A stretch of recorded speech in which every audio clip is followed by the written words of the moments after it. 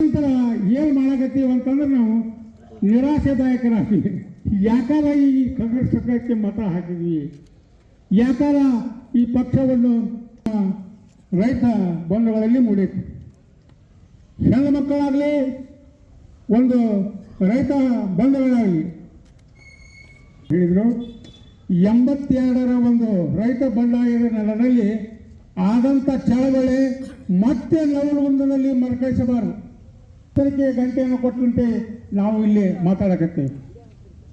ಸರ್ಕಾರ ರೈತ ಮುನಿಸಿ ಬರುವಾಗ ಗುಂಡೂರಾವರ ಸರ್ಕಾರ ಈ ರೈತರ ರಾಜಕೀಯ ಮುಖಂಡರುಗಳು ಮಳೆ ಯಾಕೆ ಹೋದರು, ಆ ಕಾಂಗ್ರೆಸ್ ಪಕ್ಷದ ಹೈಕಮಾಂಡ್ ಏನೂ ಸುದ್ದಿ ತಗಲ್ಲ ಯಾಕೆ ಸುಮ್ಮನೆ ಕುಂತೇಳು ಪಕ್ಷ ಭೇದ ಮರೆತು ನಮ್ಮ ರೈತರ ಒಂದು ಹಿತಚಿಂತನೆಗೆ ಎಲ್ಲರೂ ಒಗ್ಗಟ್ಟಾಗೋಣ. ಆಗಲೇ ಹೇಳಿದ್ರಲ್ಲ, ಸಂಘಟನೆ ಮುಖ್ಯ.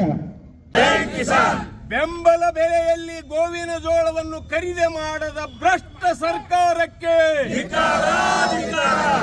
ಬೆಂಬಲ ಬೆಲೆಯಲ್ಲಿ ಸರ್ಕಾರಕ್ಕೆ ಧಿಕ್ಕಾರ ಧಿಕ್ಕಾರ. ವಿತರಣೆ ಮಾಡದ ಕಾಂಗ್ರೆಸ್ ಸರ್ಕಾರಕ್ಕೆ ಬೆಳೆ ಹಾನಿಯನ್ನ ಸಮರ್ಪಕವಾಗಿ ನಿರ್ವಹಣೆ ಮಾಡದಂತ ಕಾಂಗ್ರೆಸ್ಸಿನ ಭ್ರಷ್ಟ ಸರ್ಕಾರಕ್ಕೆ ಮಾಡಲೇಬೇಕು ಮಾಡಲೇಬೇಕು ಗೋವಿನ ಜೋಳ ಖರೀದಿ ಕೇಂದ್ರವನ್ನು ಮಾಡಲೇಬೇಕು ಮಾಡಲೇಬೇಕು. ಬಿಜೆಪಿಯ ರೈತ ಪರ